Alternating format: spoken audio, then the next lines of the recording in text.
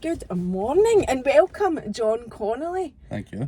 To my car this morning. I know. So, John has recently, there'll be a few people that do know you, I would think, on Instagram, but you have recently gone quite big on TikTok purely by talking about your own mental health. Yeah. Is it quite recent? I think by January I had like 20,000 followers just by doing trendy stuff, transitions, honest stuff, and then January it just went bang, and I think I'll probably hit 100k today. Really? Wow. So I'm 99.8 right now, so. So you keep my wee eye on it to see that? I don't know, I don't want to sound ungrateful, but that isn't a big thing to me. That's not what I do it for. It's where I do my work in my DMs and stuff. That's where I get the most sort of satisfaction. I know. I'm going to ask you about that, but I just wanted to say this is your day off, and you do have another job. You don't really talk about your job on social media. I keep it separate. I keep it. I've always had this thing of like private life, happy life. So as much as I talk about my own life, my feelings, and everything that goes on, I've still got a job. I've still got a girlfriend. I've got other things in my life that I don't put on social media. That's my life, and that's not anyone else's. Do people ask for it though? People constantly about like the stuff with my girlfriend. Like it's private but not hidden. So like she's in the car. So she's in the car. She's like my camera woman sometimes. And you hear her voice and stuff, but I just keep her out of it and just. Because I get a lot of hate, I get a lot of rubbish, and like everybody does on social media. Yes, yep, don't so we all? I don't want to put anything on her. I'd rather just, it came to me, I can deal with it better. No, that's fair enough, and you want to protect her. No, that is fair enough. So I discovered you on TikTok, obviously, and I followed you, and I noticed a massive change in you from the start to now. But before we go on about that, why don't you just share? I mean, your story is pretty incredible, to be honest, and I'm a lover of Ben Ann and that's like one of the things that totally drew me into it, because tell us a story, just tell us what happened. I would just start that day. Is there I think there's tell us that day, right, but then tell us the build up to it after you tell us the day. So that day was, I was in my brother was in Ireland, and I was staying in his house while I was going through a breakup, and I had a lot of things went on in the past where I've struggled in my head for years, and that breakup was like the final straw for me. It was just like, I'm losing it all. I've not got anything to live for anymore. And I said to my ex at the time, I'm going to come up and pick up the dog, and we're going to go up Ben Ann. And at first it was like just a sort of day to get away, and then as the days led up to it, I was like, I don't want to be here. I really don't want to be here. So, like, luckily for me, my dog hurt his paw. So, that was like I thought that was my sign, like, you're not supposed to take him, just do this yourself. So, I've drove up to Ben Ann. But at the time, my ex was still contacting me, like, texting me, like, you're right and stuff. I was like, I'm fine, don't worry about that. And as I get into the car parking space at the bottom of Ben Ann, just like across the road, I'm sitting there, I'm just like, this is it. I'm done. I don't want to be here anymore. And I'd never done Ben Ann, so I'm thinking, like, can I chuck myself off this? Like, can I do it? And like, this is weird, the thoughts inside your own head, you're like, I'm actually thinking about throwing myself off a fucking mountain here. Like, what are you thinking about? Like, if thinking now. So as I'm sitting in the sort of car parking space, a family pull up beside me. A young family, one kid, little blonde boy, blonde woman, and the dad. And I don't know why, but I'm like, I'm not drawn to them, but I notice them. I notice them there, and I'm kind of watching what they're doing as I'm getting ready, and I get out in the car, and you say hello and stuff, and start walking up. So I'm bombing it up. I'm just like, my head's, like, I'm numb. I'm just bombing it up, and then you get to a point where you can sort of stop, and there's benches and stuff. That's right. So just on the left. So I've got to there, and like I've just started getting a bit emotional and stuff. So I've sat there on one of the benches. The family come up 5 minutes later, bench beside me. And again, the wee boy's running a bit mental. I'm getting a wee laugh at it, and so I was just saying hello and stuff. And then I'm getting emotional again because I'm looking at this family, and I'm like, I'm going up here to end my life, and there's people about, and I was like, I need to go. So I went back up again, started bombing it up, and then halfway up, you can stop and you can start to see the view and the water and stuff. I've took my phone out and I've took a video just because I'm thinking, well, I had my life insurance, that sort of thing, and I'm thinking, well, how can, if I'm going to go, how can I make sure my family are looked after? I think, well, I could try and make it so, because if I fell off and my life insurance and stuff still get paid out, so all this stuff's going through my head, and I'm getting more and more emotional, but the closer I'm getting to the top, the more real it's feeling, and because I hadn't felt anything in so long, like for months I'd felt nothing, I was just numb, and that's what happens to you when I get really down and upset, like I get really numb about things, and I don't know if the feelings coming back, or like the fear and stuff, and that would like, make me feel as if you're doing the right thing, because I'm feeling again, I'm actually, I don't know, I'm like confusing my own mind into thinking this is what you should be doing, and then I get to the top and I have something to eat. So I'm sitting there, I'm eating a sandwich, a meal deal. I'm sitting there eating a meal deal. And I'm just sitting there and I'm like, just getting the bravery up to do it, pretty much. So at first I'm at the other side where you're in the water and you can see everything and it's lovely. And I'm just sitting there looking out and I'm like, I need to do it, I can't do this anymore. So I walk up and I go over to the point where you can go up that wee sort of point. And it's just a sheer drop on that side. So I'm standing there, I'm looking at it, I'm getting closer. My legs are getting shaky and I'm like, again, just like, do it. Like, you need to do this. It's your life isn't worth living. Like you've been this person your full life, you've built up to this point and you've just lost absolutely everything. You've lost yourself in the process. And you go through that way of like, because I was in my brother's house for a month with no one contacting me. Like no one, because again, I never told them that I was breaking up apart from my brother, because I was staying in his. And he was away in Ireland and busy. So I'm like, nobody cares. Nobody's going to care if you die. I'm someone from a family of 7. There's 7 siblings. And obviously my mum, my dad, I've got 100 people in there that love me and want me to live on. And as I was getting closer and closer to the edge, the woman from the car parking space, she's making me take a photo of us. So she's asked me for a photo with her and my family. And I've turned around and I've got tears and stuff in my eyes. So she looks at me and see how when someone looks at you and they don't want to say anything, but you know that they can see something sort of going through your head. So I was like, of course I'll take a photo.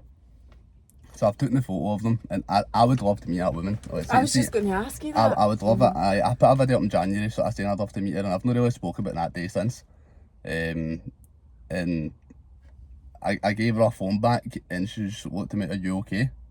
And I just broke. And the second she said, are you okay? Just everything came, I was like, I'm fine. And I grabbed my bag and I just started heading down. So I've fell like 3 or 4 times going down because I'm more or less running down the mountain. My knees are like jelly. And then I get back to my car and I just sit there and I'm, what the fuck did you just try and do? Like, I just had this realisation of like, you are 2 steps away from ending your life. And I don't know if I was going to do it if she never said that, but to me she gave me that interruption to make me go, give me that split second to make a decision and so I'm to just save my life. Aye. Yep, clicked in it. I I don't know if it was a family thing, I don't know if it was her, like, just being there with her family and stuff, and I'm like, there's people everywhere. And I'm standing there. Benan's a busy hill, I know. It's busy, aye. And I'm like, but I never noticed any people apart from like the person that actually said something to me and been like, take a photo. You must think that whole thing was meant to happen. Aye, that's what I keep talking back to is just noticing them in the car park, noticing them halfway up the hill, and then I didn't really notice anyone else, but I can still picture this woman's face. I can still picture a wee boy who'll be bigger now. And he's obviously, he must have been about 6 or 7 then, maybe a wee bit older, but aye, I can picture all of that. And to now, obviously, that happening at the top as well. So that woman was, to me, was supposed to be there that day. Just to, like, I don't want to sound dramatic and say saved my life, but she could have saved my life. Well, that's what it is. That's what we're facing. So see then, how long ago was that? I know you're doing a challenge as well, which we'll talk about, but how long ago was it? So that was the 21st of July 2021. So we'd been through the worst day lockdown and that kind of thing. Aye. So what was it that led up to that? So a lot of it was my full sort of life, to be fair. Like I sort of knew I had something, I never knew I had something wrong with me, but I just never felt right, like, from like early teenage years. I just never felt, I never felt like anything was ever good, or if I'd ever done anything good in my life, it was like, it never fulfilled me. Like that sort of that dopamine hit, this sort of not feeling of like serotonin and that sort of thing. And I feel like I never ever got that. But being young, you don't understand. So I used to just get angry about everything. Like, I used to just get so angry. I was in anger management for years. In school, I was just a bit of an idiot. I'm in the wrong crowd. And as I got older, I was very lucky in that I met my ex at 15, and she sort of dragged me away from all of that, because she was, I'm not saying she was posh, but she was a lot posher than me. So I was a bit, I don't know how to explain it, like a scheme boy sort of thing. And she wasn't, so she sort of dragged me away from all of that, and I just put my head into work, because even though I never really got any sort of satisfaction from doing anything, I chased it. I always chased that. I need to feel something, and that's probably how I ended up doing pretty well young off. But now I'm sort of the complete opposite. But what did you do that was like successful? What do you mean you done pretty well young off? Or do you mean just getting your life? I just get my life together, aye. So like, so I moved out of my house at 19. I was had nice cars, nice houses. Bought my first house at 21. I had a good life. I had a very good life, but I got nothing from it. I never got any, I'd say, satisfaction. Where are you, this is digressing a wee bit, but where are you in the 7 siblings? So so there's Aaron and James, and then there's me. So I'm Can I middle? Well, aye, really. So round about, aye. It used to be middle, and then my mum just kept having wins. Right, She never stopped. Well, my husband's the youngest of 7, so Right. so there's 7 in total, did you There's 7 say? in total, Aye, keep the same. Yeah, it's a big family. So, so you got your life in order. Yep. So then what? Were you still chasing that whole, you said that you were still chasing that whole nothing was looking ever enough. Nothing was ever enough. Like, no matter what I was doing, the nice holidays, I just having enough money to do not what I wanted, but to have a comfortable life at that age anyway. I just always felt quite ahead, and everybody said that you're very mature, you've got a head on your shoulders and stuff, and I've always been that person who's been like, nothing's ever phased me. I've just got on with things. Like, I've always been the responsible one for everything. Like, in my family, I've been that kind of person. Like, even right down to like, the school dinner money, I got given like, I had to split it. Like, I was always that person. Like, I don't know, I had it together. But I had it together from the outside, and the inside I was breaking, just absolutely breaking. But I think because I was always chasing something, I never had time to think about it. I never had time to process what I was feeling, and like, you get fake happiness from like the buying things and that sort of stuff, and that's probably why I was buying like the nice cars and not fancy clothes. I've never been one for designers, but I had to portray an image. I had to like look successful. I was going to be successful. Do you know where that comes from? Have you analysed it? Have you got any I of think your own it's answers? insecurity. I think it's insecurity. I think it comes from never feeling enough, and coming from, I come from halfway, which it's no like, it's not like X Factor sob story. It's not a horrible place, but it's rough. It's not the best, and my family never had much growing up. And my dad's the tightest guy in the world, so he never ever bought me anything. So I always had that thing of like, I came from what I think is like my nothing to it being something, and I thought I had to be something. And when you see people who are successful and they've always got on the nice things in life, and I chased that, and I think that was a big part of my downfall. So there was nothing actually externally in your life, you know, you've not suffered from any major trauma or anything like that. It was purely... There's obviously things happening in people's life, but nothing to the point like I wasn't abused, I wasn't like, you get horrible sort of sexually assaulted, and people have just... You weren't bullied? Nah. If I wouldn't say I was a bully, but I hated bullies. So if I'd seen, because of my wee brothers and stuff, I'd seen any of my wee brothers getting bullied, I'd been the one to go and then bullying them, sort of thing, or bullying the person who was doing it. So there's a lot of things like where I wasn't the greatest person growing up, but there's nothing major. Like, everybody has wee issues in their life where you feel like your parents could have done better, and stuff like that, but they done That what they could. wasn't- They done what aye. they could. It was, That wasn't what affected you. No. I mean, to me, from what you're saying, as an outsider looking in, it was purely that it's thing. just my head. You did it to yourself. You Aye. self-sabotaged. Yeah. Which we all do, by the way, to a Yeah. certain extent. But obviously, it's had a massive... Aye, it had a massive sort of Impact. impact on me, but I'm also grateful that I went through all that, because I wouldn't be who I am today if I never went through it all.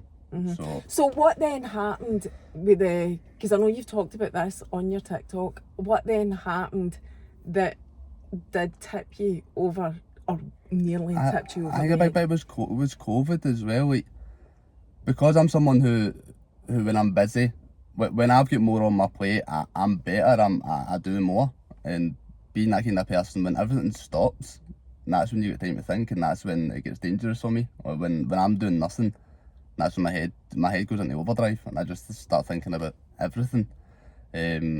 So at the start of COVID, I really struggled. I struggled to adjust to doing nothing, and then luckily for me, I went back to work in June, so I wasn't off for too long. So in between that time, like, I'd done my garden, I'd done my full house up, I was doing all your different runs and that sort of thing, trying to lose weight. And when I got back to work was busier than it ever been. Like, it was crazy. There was people champing the windows just to buy cars, and so that sort of took away from it all again. I was like, right, I'm back, everything's cool, everything's fine. And then, was it the Christmas break, when that would have been 2020, going into 2021, that's when my granddad took unwell. So in November, he took unwell, just started off a urine infection, and he started to go, see, that sort of delusional way older people go, when sort of just everything's just starting to shut down. So he started to go at that, and I don't want to say he was my role model, but I just this connection with my granddad, where I was like, I never really knew I had that connection with my granddad until I was a bit older. And so as he started to take unwell, it really started affecting me. And because like everything was slowing down again with COVID, I had to follow out my work and stuff about it, because I was refusing to go test drives and that sort of thing. Because I was like, well, I'm seeing my granddad, I don't know if he's going to make it, so I'm not going to risk being in a car with a stranger. So I'm not going to go test drives, I'm not going to be in cars with other people. And my work said to me, like, you shouldn't be doing that, you shouldn't be seeing your granddad, trying to like get me to work. And I'm like, what, are you kidding me on? Like, my granddad's dying, like, this is my last moments with him, and you're telling me I can't see him because you want me to go a test drive with somebody, when we shouldn't be doing test drives anyway. And that's why I just said to my work, like, there's two choices. Either you put me on for low and I'm going to put in a sick line, I don't care what one that is, but I would appreciate it if you put me on for low, because at least I'm getting paid. So they did, and I appreciate them greatly for that. But during that time, my ex got a new job, so she became a police officer. So she was up in Tillyallen, so she was away there Monday to Friday, and I'm in the house myself, just me in my own mind, and thinking about my granddad and trying to keep myself busy. And that's when things started really getting like bad. Was he still alive at that point? He was, aye. So he made it through to, in the last podcast I done, I said July, but he made it through to January. So he made it through from November. He was in my dad's, he went to the hospital in December, and then he made it through to January. So 2 months? Aye, 2 months, aye. That's not that long though. I know, that's what I say. So he never, obviously, it was one of the ones, like, you get all the time, they get better and they get worse, and then when they think everything's alright, that's when sort of the worst happens. Did you get to see him though? Because we were still, that's what I was going to say. No, so well, my dad's a bit of a maniac, and he was, you know, I'm going to see him regardless. So he was going up and like speaking to him through windows and stuff. So like go and find his ward, look enough, it was on the bottom floor, and he'd go and speak to him and FaceTime me and sort of would speak and stuff. But I never got to see him, no. And then we got to the point in the January when again I was in my house and I just got a phone call from my dad, and every time my dad spoke to me when he was going to see my granda, and I knew he was supposed to go and see my granda, it was a FaceTime, and I knew he'd FaceTime me to see him, so he phoned me and I thought, that's weird. So I'm painting my room, I'm painting my spare room, and I get a phone call, answer it, and I heard it in my dad's voice instantly, that we need to get to the hospital. something's going on with Granda, and I was like, right, okay. So I was quite calm. I was like, right, okay, I've prepared myself for this. I know it's going to happen. And I get ready down to the hospital. As I'm on the way to the hospital, my dad phones me again. He's like, we're too late. So my granddad passed. So again, I was in that sort of numb state where I was like, right, that's fine. I just want to see him. I just want to say my goodbyes. So I go in and I see him, and my dad's speaking to the doctor and stuff. My dad's broken, and it's the first time I've looked at my dad. And I've lost my gran and stuff, so his mum, and he was alright. Obviously, he was crying and stuff, but he was holding it together. But with my granddad, just seen it, it was like he had nothing in him. And that's the first time I seen my dad really sort of vulnerable and feeling like my dad's old. Well, my dad's 63. He's not old, but he's getting older. So we go into the room, see my granddad, and I walked up, gave him a kiss on the forehead. So still warm, just looks as if he was sleeping. I was fine. So as families do, they all come in, we're all talking, we're all having a laugh. It's weird that you're doing that, innit? Like, when families get together and like you reminisce about it all, and it's nice, but it's also weird. It's ironic because it's one of the most saddest situations. But it brings you you all try together, doesn't it? I just try to sort of cheer each other up. So I sat in there for, I think I was in the room for like 4 hours or something. But at that point, everybody had been and came, and then my older brother came. But my dad and my older brother had a fell out. They're alright now, but they fell out back then. My dad's like, I'm just gonna go. I don't want to go through on this when, obviously, in this moment. So my dad left me, my brother sat there, and we went to leave. So I was like, well, can you go so I can say goodbye? So he's left. I went to say goodbye to my granddad, and when I kissed him in the forehead again to say goodbye, like, he's stone cold. So that just messed my head up, but massively. I was like, my granddad's dead, he's gone. And that night is the night when I tried to start to make things better. I tried to like what the fuck are you doing? Like, why are you sitting doing nothing about your life? Like, your head's a mess, you're overweight, you're doing nothing, you're off your work. Like, I just had all these things going through my head, like you're worthless, you're useless. You were still with your ex at that point? I was still with her. Aye. I was still with her, yeah. So this was before I got obviously Ben Ann and stuff. Because we're now in January. We're in January and then Ben Ann happened in the July. Yeah. So I'm going through this thing where I went home that night and I went out to run for 15 miles. The longest I ever ran before that was a 10k. So ran 15 miles and I felt brilliant. I felt amazing, and I just sort of when I felt the benefit, I stuck to it. I was like, right, this makes you feel good. Go and keep doing it. Kept running. Lost 25 kilos in like 4 months. Was feeling brilliant about myself. I started noticing like sort of my self-confidence was making a lot of other things better. I wasn't caring about other people's thought. My head wasn't getting on top of me, and I wasn't like busy in work. I wasn't like, so it was all adding up. So you're getting better, or you're doing it, and I'm getting more confident. And that's when I sort of posted my first TikTok. On an older kid. So before July? Before all this, yeah. So I posted my first TikTok, probably in like the June or something, maybe in the roundabout there. On a different account? On a different account and stuff, So this was like my first TikTok account. I've never been big on social media. Just till this year? So I've never, like, my Instagram, even though I follow like 500 people or something like that, I only had like maybe 700-800 followers. Like, it was just like people I knew, and I never used it. Like, I'd put up the odd story and stuff. In fact, my first ever story was when I was on holiday in like 2018. So I was never big on using social media. So I put up a TikTok. Can I just ask you, were you aware that there was something wrong with you, but just never spoke about it? Aye. And when I say something wrong with you, I mean your mental health. Aye. You were aware of it, but just never. But I never knew what it was either. I never knew what it was. Right. I was just like, I just thought I was ungrateful. I just thought I was like, you have no, like, you're not grateful for anything. So you were just beating yourself up. I was getting annoyed at myself. I was getting annoyed that I couldn't talk about things either. Because another thing, the first time I ever opened up about mental health was sort of this TikTok, and I put something on Twitter as well. And I still hadn't spoke to my ex about it. And my ex said to me, so like, did you just put on Twitter that you're struggling with mental health? You really said a word to me. I mean, but that felt easier for me to do than tell somebody I love, you know what I mean? So, totally. So that kind of caused the argument. That might have been the beginning and the end, if I'm being honest. But you started opening up online rather than and in she's your like, relationship. And at the time, obviously, she's been away. I'd be lying, since like COVID and stuff. Like, I didn't want to speak to her. I didn't want to touch her. I never gave her what she needed, and that's why also I'll never say anything bad about her online and like that. I say, even though things have happened and stuff that I don't agree with, I know that I caused it. Maybe not I caused it, but I could have done better. And if I knew how to deal with it now, then that wouldn't have happened. But I'm very grateful it happened again, because we shouldn't have been together. We never, even though we spent 9 years together, we completely different people. Wow, that's a long time. You're nearly 30, aren't you? You're 30 soon? No, I'm 27, so. Oh, 27, right, so sorry. I'm staying away from that 30 now.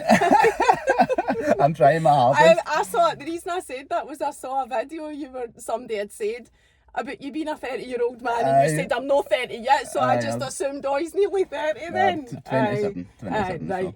So that you'd put something out on social media, and that was, you think, the beginning of the end. When was that? Was that in the January, or was that after that? No, that was after. That was, I think it must have been when I lost the weight. I think it was when I got down to sort of 70 kilos, and that was the end of May, June time is when I put it.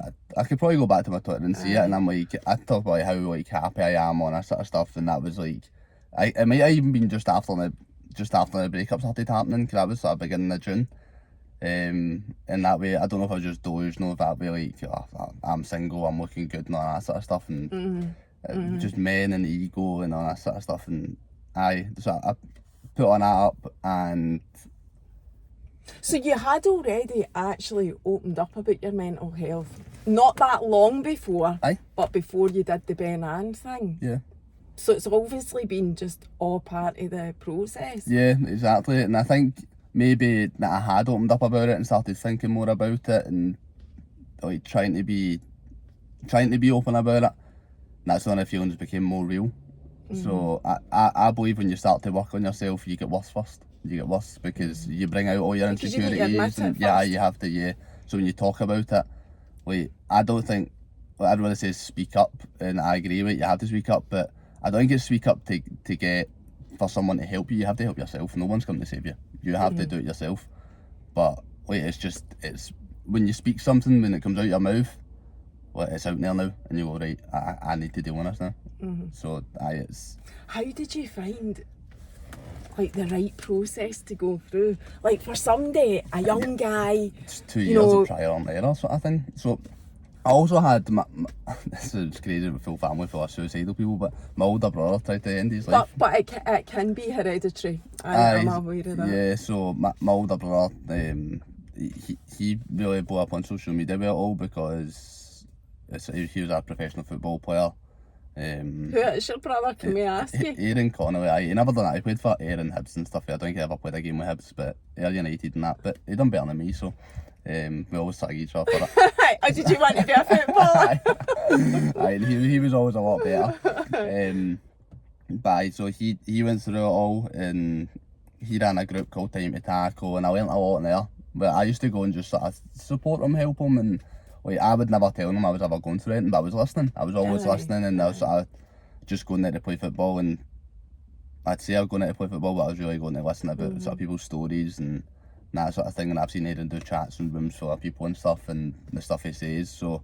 that almost gives me shivers, because to me, like, when I was watching you on TikTok, that's what I was thinking. I was thinking, how can a person, not just a guy, a person go from ready to fling themselves off a mountain to suddenly being aware and knowing how to work on themselves? And like, that just makes total sense now to me, that you had somebody really close to you that was giving you that insight and knowledge and so mental I seen it health all awareness. before. Like, I was the person who, well, Aaron went missing for a day and stuff, and I just spoke about this in our podcast, and I was saying, like, the day he went missing, I went to work. Like, I was, again, because my head was scattered, but I couldn't, whenever I wanted to deal with something, I'd go into work and deal with it that way, and that's really, that's the wrong way. And like, the amount of people I get in my DMs saying like, drink and stuff a problem, like, but I still make it to work. So that's the least important of your worries. Like, you make it to your work. There's like, a name for that. There's a name for being able to drink and make it to your work. Exactly. So it doesn't affect me that bad. So but every minute you spend outside of work, you're drinking, or you're like you hate yourself because you're drinking. So forget about making it your work. Let's start concentrating on when you're not at work. So that's all these wee things like added up to me. And also I'm a deep thinker. I think people see that in my TikTok. I think about things a lot, and I'm a very deep person.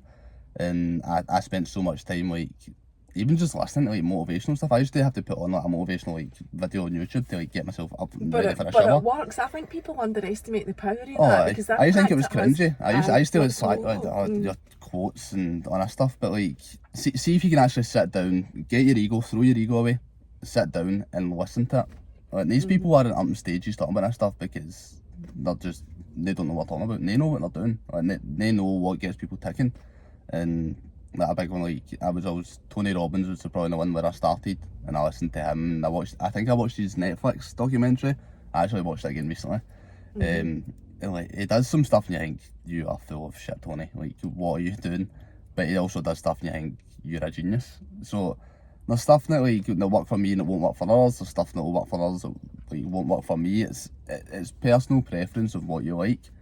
But you just have to look at it. You need to find what works for you. Aye. That's what I always say. You know, when people, because similar to you, although I'm not like the size you are or anything like that. And in fact, I don't really do TikTok at all. But people, because I do you're massive a lot of more, no, there are massiver people than me. There always is. There always is. I know, but that's what keeps you grounded, though. Just remembering who the fuck you are. You know, you don't get carried away. That's why I don't pay attention to my followers and stuff. Like I don't. That doesn't do that to me, because I'm a guy. I could get a wee bit of ego and stuff, but stay humble about it. I don't. But do you not think, though, just getting back to what you were saying, people ask you for advice, and I get that because, like, I've got a story as well, and I've shared mine, and that's where starting this comes from. And people will message me saying, can you give me advice on what works, or what to do? What to do? That's it. What to do? And I always like kind of think, don't ask me that, because I can't answer that for you. Like, the answer to that question is, you need to find what works for you. And that's for everybody. You need to find the thing that's going to work for Everyone's you. Different. Everyone's different. But people are, and you try to help as much as you can, because people are desperate, and you know what that feels like. You know what it feels like to feel desperate. I think when you've been in a place where you've struggled, you can really see the people who struggle and who are desperate. But I see it in my social media, like, you get the people who message you and you're just like, it's not a tension, but you can tell like you're not actually feeling what you're saying. Like, you can just when they're talking and stuff, and then you get the people and they're like, I need help, like I can't do this, and you can I feel like I can sense who's I'm not saying that feel for a message. I agree. I'm not saying that they're not like they aren't feeling that way, but you just know who are like the people who are trying so fucking hard to change, but they feel like they just can't, and that's the people I feel so sorry for, because I was at that stage as well. I still struggle. Like yesterday I had an awful day. I've not put anything on social media yesterday, and I try to post 3-4 times a day just to not stay relevant, but just to keep it going. Keep it going, aye. And I couldn't face it. I couldn't do it. And that is okay though. You don't need to put yourself under pressure to do that. Exactly. I was actually worried about today, because like if I wake up today, I didn't know if you were coming, by the way. Right. I actually thought, because you'd messaged me, sorry, I'm just... I'm the worst for replying, by the way, I'm terrible. When you... but you hadn't even looked at the message, and we do that. As Instagrammers, look at that. We go, oh my God, I'm gone here, and he's not even looked at this message. But part of me, like, you talk about, getting the feeling, whatever, I did think, he's not that type of guy, not to turn up. So that's what I believe. See if I could, because there's a point yesterday where I thought, like, I must have done just after work, and I thought I'm going to have to try and, as I went to the gym and stuff, what I do every day, and I was like, I need to sort myself out, and if I can't, I'm going to have to message and cancel, and I'll feel terrible, but... It wouldn't have mattered, by the way. No, it's just one of the ones, like, it's been planned in and stuff, and I was like, I hate letting people down. I hate when people let me down, so I don't want to do that to other people. So I was like, I'll sort it out, and then I said, even right into last night, lying in the bed, and I'm just like, that whole numb feeling coming See, over now again. that makes sense. That makes sense because you have just thought I'm going to leave it to the last minute Aye. to see it, and I totally appreciate that. Because I'm trying to sort of G myself up, and then I wake up this morning and I listen to everybody, like it can just be one day where you feel rubbish, and I don't feel amazing today. I feel alright, but sometimes you need that wee day just to like forget everything and reset and go again. No, absolutely, and you shouldn't beat yourself up about that because everybody needs to do it. I want to ask you about that ego thing though. How did you know about that? How did you know that your ego was like your biggest problem? Because it sounds like that's what you're saying. Aye, of course. I think that's a lot of thing with men as well. When men have egos, well, everybody has an ego. Even today, I've still got a bit of an ego, but I don't know if it was from listening to, I say, from Tony Robbins or like Jordan Peterson or someone in that sort of field. Where And your brother, did he have anything to do with that? Because ego's a big thing in the whole spiritual world as well. I don't really think so. To be fair, like, I think seeing Aaron speak about it openly, as right, fair enough, you can do this, and he's another one that had everything going for him, that was in the same situation, so he might have had a wee bit to do with it, whereas I admired what he'd done. Do you think he helped you a lot then in your... He helped me without helping me. Aye, he helped me without knowing. If it, like, Aaron was probably I think Aaron might have been the first person that I told that like I was having thoughts of like self-harm and stuff. And I remember that night just before Christmas, and I'm sitting there like, when does this get easier? I think that's what I texted him. I was like, when does this get easier? And it's just like, what are you talking about? And then I was like, I want to self-harm. Like, the first time ever, maybe not ever that sort of self-harming, because I'd done it as a child. Just sort of nothing serious. I'd done it I think once, and I was like, what the fuck are you doing? But and he sort of, I think it might have opened his eyes to see that I might be struggling, and he sort of kept a bit more of an eye on me and stuff. But it was more, I had to help myself. That was my biggest thing. And you just managed to identify for the personal development stuff that you did yourself, that it was an ego problem. I spent so much time alone because I went through a breakup, and I couldn't face anyone that I knew. Like, even my best mate Stevie, we're still mates, but like I still struggle to like meet him and see him and stuff, because it's like, that was, we done stuff together as couples, so we had like holidays booked and all sorts, and I couldn't face him for ages either, because every wee reminder reminded my relationship, so I had to spend all my time alone. I had to do it, and I'm now obviously like back on the scene, but I've got a video on my phone, 19th of December I think, and I got home for work, and I've just put a phone to tell me it's changing. I feel it changing. I just had this feeling of everything's going to change. All the energy. Aye. So that was the December after the July of Ben Ann. That was December last before year. it, right? That was December last year. Oh, right. So well after it, a year and a half after it, right? So is that when you started this new TikTok? Did you start a brand new page? No. So the first very original TikTok, I get slagged rotten for it, and my teammates, my football team, and that. So I just took it down, deleted my TikTok. I was like, you're probably right. Why am I posting TikToks and stuff? And so that used to affect you what other people said then? Oh, massively. I was. I think they've all been there as well, deeply insecure about that stuff, especially when you're talking, when you bring a wee bit of mental health and stuff into it. And I wouldn't say that it doesn't affect me anymore. Like, of course you see some things get said. I see all my comments because I look through every one of them, every single one. But surely your football team, do not slag you for your mental health chat now, surely? No, but I don't play football just now, to be fair, and I've done that deliberately because I've that wee bit of insecurity still there, because football teams are brutal, and it's never anything bad, it's never anything like malice, but it still happens. And it's the same way, I've been there, I slag boys for stuff and stuff they do, and that's just boys being boys, we all slag each other. That's interesting, because I didn't actually know that, but I've had Sander Murray, I don't know if you know this, right, so we did an interview at the end of last year, and he's the first Scottish man to come out as gay in football, and I was like totally puzzled by that. He'll be getting slagged for it as well, like, in a nice way. Like, boys in the changing room will be like saying stuff as a laugh. He said that. He said it is a laugh now, but it's actually, as you've just said, like quite a big thing Aye. with guys. Aye, because again, it all comes into that ego thing, innit? Like, I think slagging somebody can make you feel better, or better than them, sort of thing.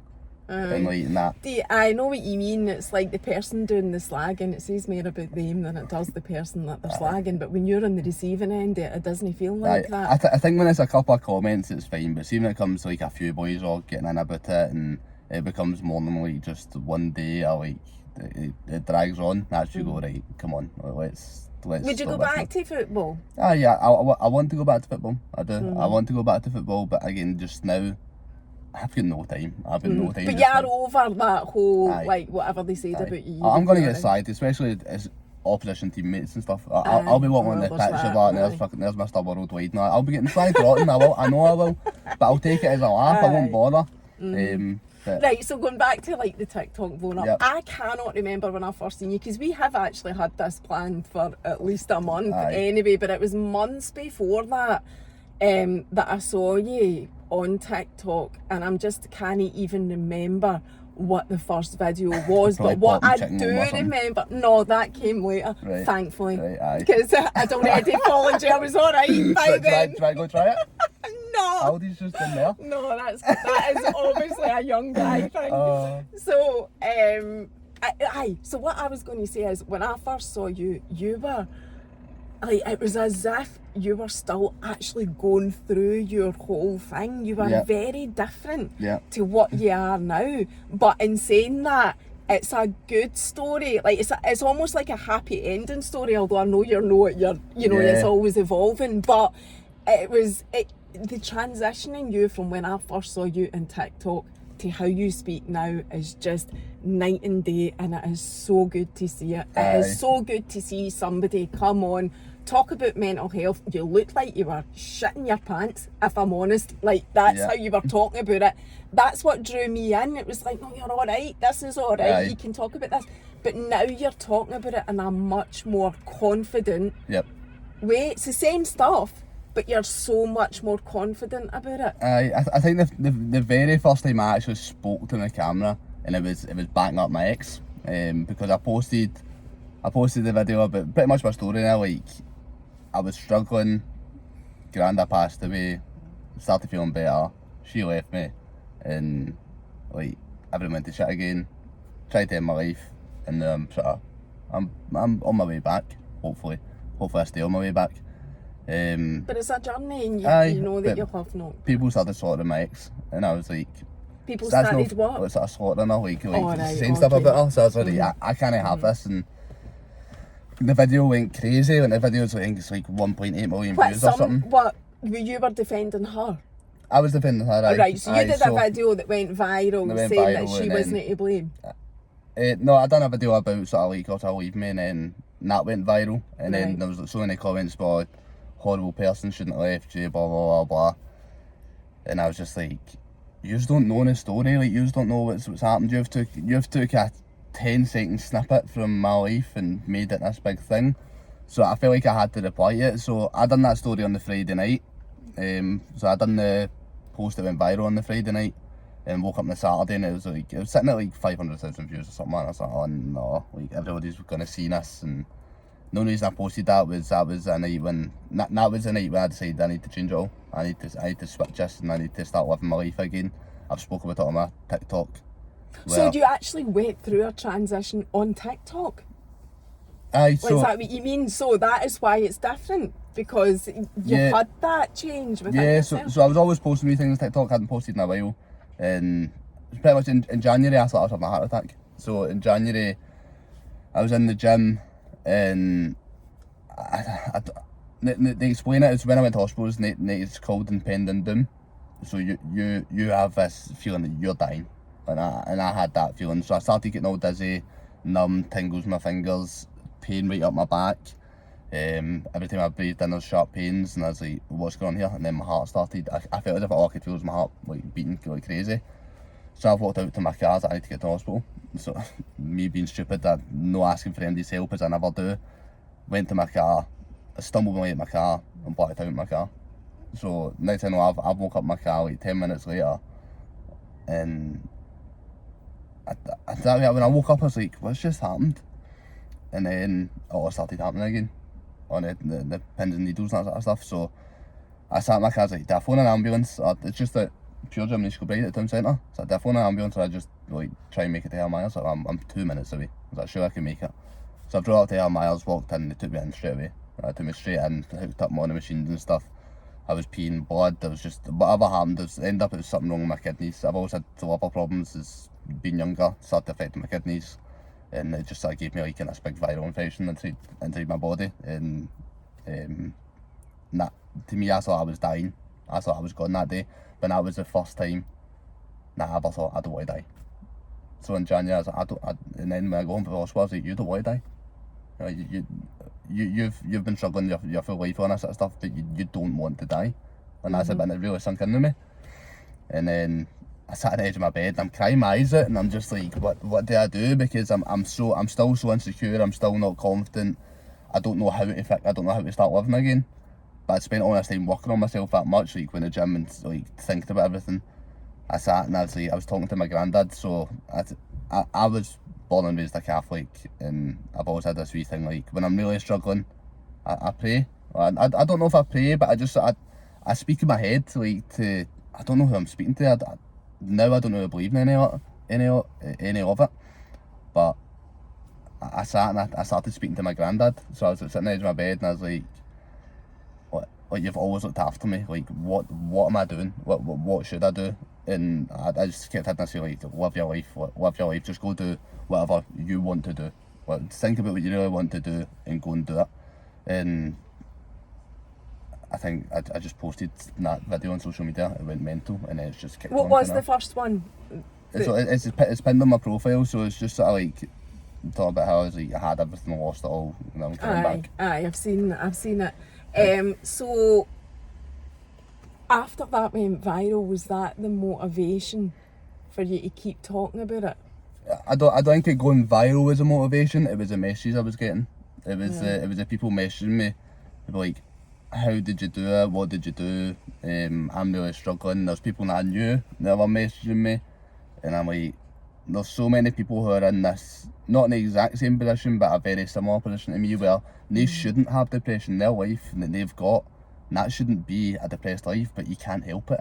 It's your head, you can't control it. But that's the thing, that is the problem. There is no typical scenario that is depression. You can have everything in the world. Yep. I mean, you can look at the big actors. Robin Williams and stuff, That's always the first one that everybody, this happy guy and killed himself. And I bet you there was people in your inbox where you were totally shocked because you had no idea yourself, the same as people had no idea about you. Yep. Even now, I've got people in my inbox with like 1 million followers and stuff on Instagram. There's people who are in my inbox think, wow, like, how have you opened up to me? Like, all the people, how have you opened up to me? There's people who are football players, everything.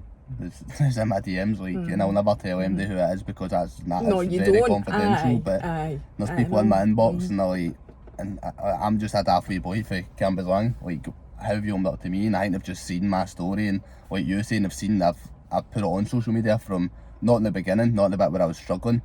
And that's what I really want to do videos where I'm struggling, but it's hard. I don't want to open my phone. I know, but the same thing, I know, and you need to draw a line, because there's a line between protecting you helping the world, which is what you want to do, and looking after yourself, because that's actually the bit that comes first. If I can't look after myself, I tell people this as well, like, you have to be selfish as fuck. You have to be so selfish when it comes to working on yourself.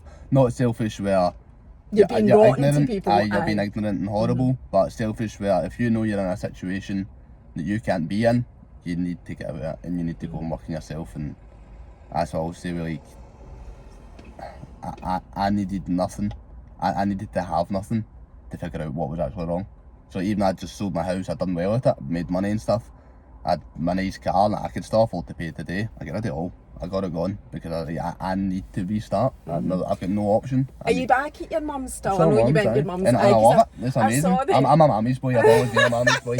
Always have been. I saw that you'd done a video where somebody had slagged you about, you know, you're living with your mum or whatever, and you've got nothing. And you did a video where you were going home to your mum's and you were showing her wee car that you'd bought her, and I was like, oh my God, how can...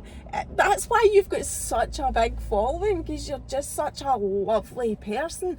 And I feel on social media, that's what people are looking for. Real people. Aye, it's all that side's hidden, like the real side. Like one of my most viral videos recently is me.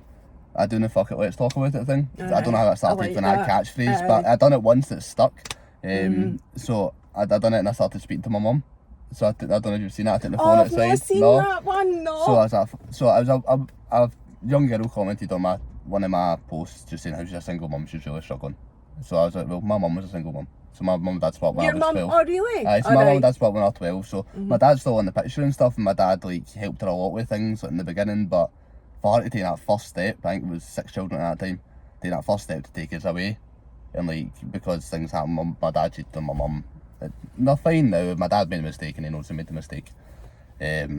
So for my mum to be brave enough to take us away, and then like to bring all of us up, like we were like in homeless accommodation and all sorts at one point, just because my mum had to go to protect herself. So I made a video kind of about that where I was like, fuck it, let's talk about it. I take the phone out to my mum tries to run away, I was like, mum, stay with her.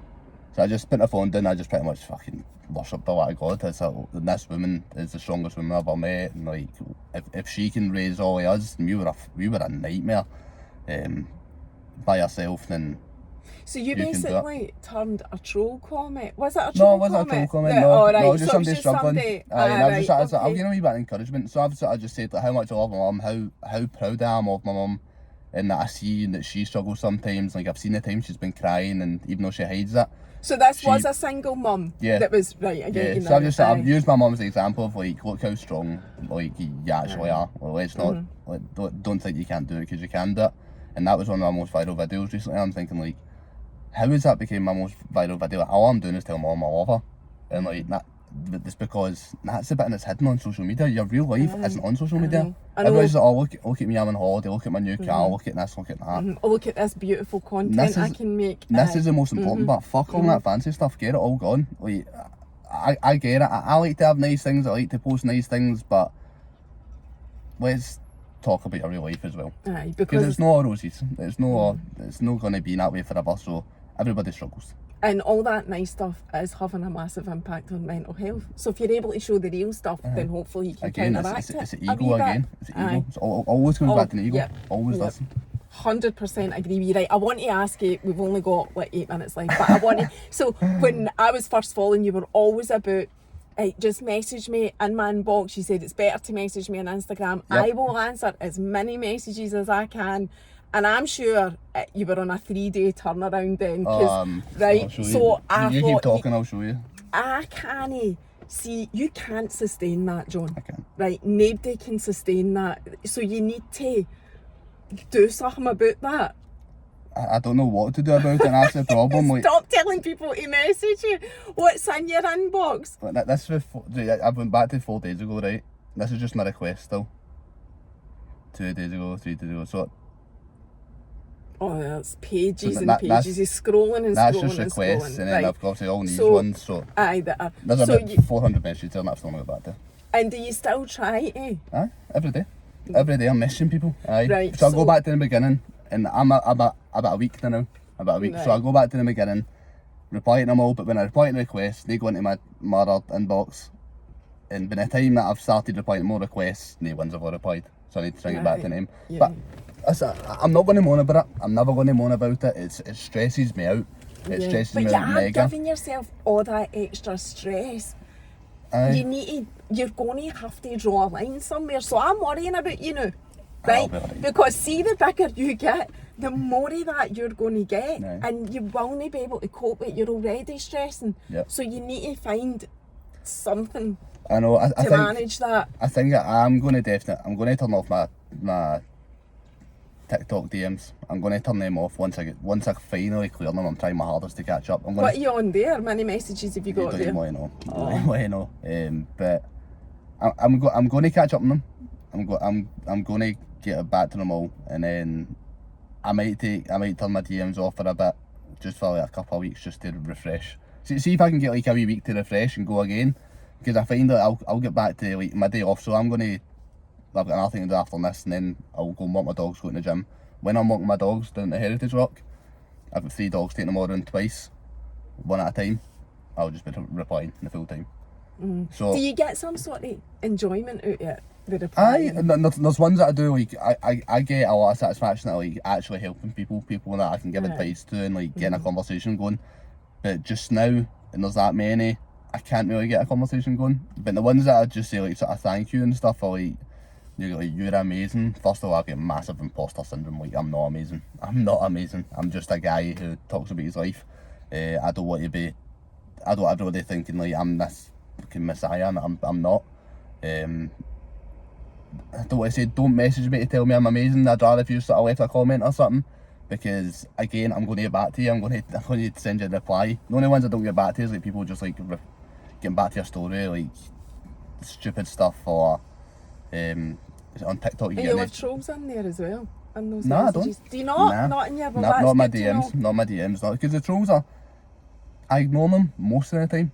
Sometimes I don't, but like 99% of the time I just ignore them because it's pathetic. It's pathetic. These people, but when I know I'm getting trolls, I know that my content's in the right place, because these people have got stuff going on in their life and they're not trolling me for no reason. There will be some people who just find it funny, and that's fine, I don't care. No, but they don't find it funny. But even if they do find it funny, there's something going on with them. I don't care what they've said. They need attention. They want some attention off you, and I don't give them it. I don't. If they would send me a DM, I prefer if they sent a DM, I'd reply to them like, you alright?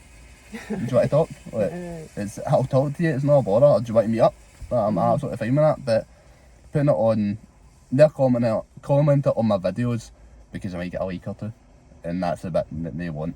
If they can get a like, they're like, oh, I'll get attention. I'm so funny. And that's what they're seeking. Sorry, I interrupted you when you were saying about your messages. You do get some, you get therapy almost from it. Like you're saying, so it helps you to do them. So you would you always do them to some extent? Of course, do you think? Because that's what you want to do. Yep. See, right, so the last thing I want to ask you is, where are you taking it from here? Now, I don't know. Right, I know that you're doing the My Protein. Yep. God, check me actually remembering that. The My Protein promotional thing, and you've been open about that they approached you and you're getting paid for it, and it's income, and that makes you an influencer. You're an actual, you are anyway. But as long as I'm influencing in the right way. And that's good. So do you want to do that moving forward? So all my content you'll see on it, I still throw in gym stuff and stuff. So all the stuff that I earn from My Protein, that's paying for my personal training course. So I'm going to go into being a personal trainer. Oh, are you? Is that what you want to do? Yeah, so personal trainer, but because I help some people just now. I've got a few people. I've got 4 just now. Well, saw the guy that had approached you on TikTok, I think. The guy that you went to the gym with and you posted videos about it. So he's not in the group of people I help, to be fair. But there's 4 boys that I help who just, they never had a clue to lose weight, and they've been bigger all their lives, and 2 of them's 10 kilos down, so, and all of them are losing weight. So that's where I want to go with. I want to go into personal training.